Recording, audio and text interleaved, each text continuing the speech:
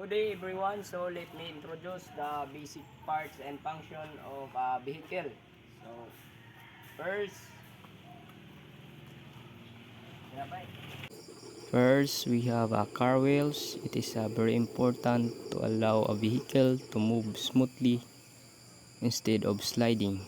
And the next is side mirror. It is very important to be visible backward and forward of a vehicle.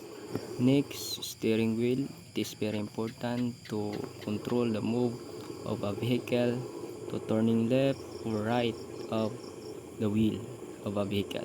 So next is an accelerator pedal. So it is helps to control the speed of a car by freezing it. The next is a brake pedal. It is helps to slow down and stop a vehicle. The next is clutch pedal used when shifting gears. And then next is lights is to be visible during nighttime and provide a presence of communication of a driver. So next, this is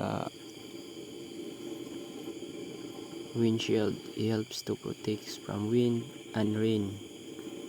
So next, transmission gear.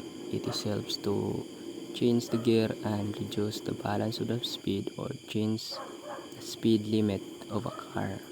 So next, hazards. So it is used to give a emergency information of a driver.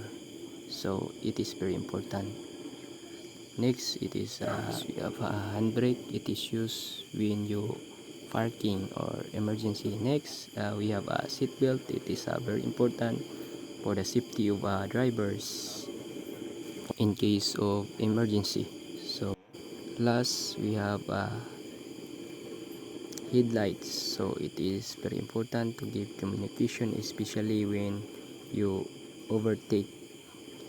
So wiper, it is helps to clean the windshield of a vehicle.